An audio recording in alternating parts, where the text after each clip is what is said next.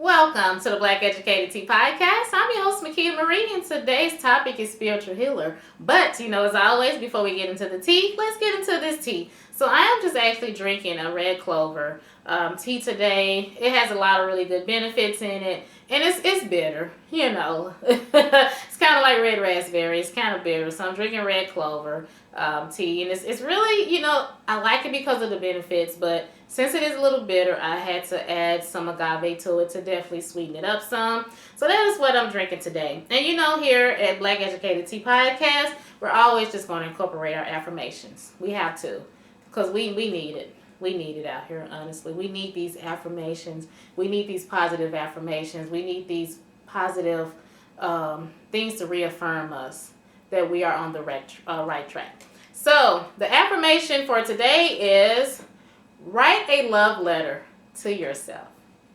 Write a love letter to yourself. For 30 days. For 30 days, write a love letter to yourself for 30 days and see what that looks like. And I actually did that myself. And it was just simple letters. Oh, Makeda, you look so beautiful today. Makeda, today is going to be, grand rising. And today is going to be all abundance and blessings. And you are strong. You are amazing. So those are just simple things I would write to myself. And sometimes I would have a long love letter to myself, showing how much I love myself. Okay? And then on the back of this affirmation card by Ace Vibe is I give myself permission to fill in the blank.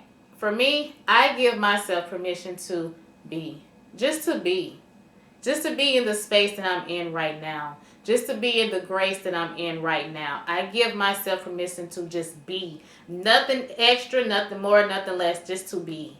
Just to be present where I am right now. Just to be aware of where I am right now. Just to appreciate and be.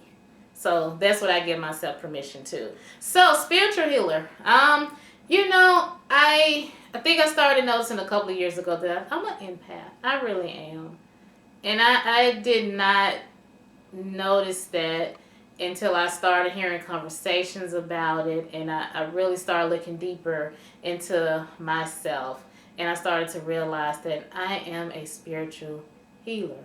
I am an empath, because I could walk into a room and I can pick up on people's energies so quick. It would blow me out of the window a lot of times how even at a very young age, when I would walk into a room with a lot of people and I can just pick up on people's energy and their vibes. And depending on the energy and the vibes that I was receiving, it would influence me to the point that it would either make my day better or make my day worse, because I'm picking up on all of these energies. And it can be tiresome. It really can, when you are able to pick up on other people's energies. It really can. And I consider I am a spiritual healer in progress. I will say that. I am definitely in progress, because I am not an expert in it. I'm not it has not been perfected. But I am acknowledging that I am an empath, and I know that I'm here to help people. I do know that much. But in order to help other people, I have to help myself. So that's where I'm at. And I will continue to heal myself so I can heal and help others as well. Because I know that is one of my purposes in life. You can have several purposes, and that's one of my purpose. One of my purpose is to help people in the spiritual, realm, and show them that you're not alone out there. So that is my gift. And it's not always easy. It is not. It is not, because sometimes it can be really draining when you know that you are a spiritual healer and you're trying to heal yourself plus heal others as well. It's not always easy. And you take in a lot of these emotions, and you take in a lot of these vibes and these energies, and it can take a toll on you. It can. So what I'm working on right now is, first, I have acknowledged that I am an empath and I am a spiritual healer. So I have acknowledged that. And what I'm doing now is I'm preparing myself and I'm healing myself. So when I do go out here to, help others, it doesn't affect me as much. Because I cannot sit up here and say that it's not going to affect me at all, because I know it is, because that's just who I am. But I want to get to a point that when I'm out here helping others on their journey, with their spirituality, and, just helping to heal and uplift them, in a supportive way, because I can't do it for them. Just like no one can actually heal me, I have to do that for myself. So I can't heal them, but when I'm being of a service and being of support, I have to make sure I'm at a point in my life that it doesn't affect me as much, so I can give to that person in need and, be supportive of them. And I like I said, I realized this a couple of years ago. But this is a gift that I have had for years of, being able to support people in their healing.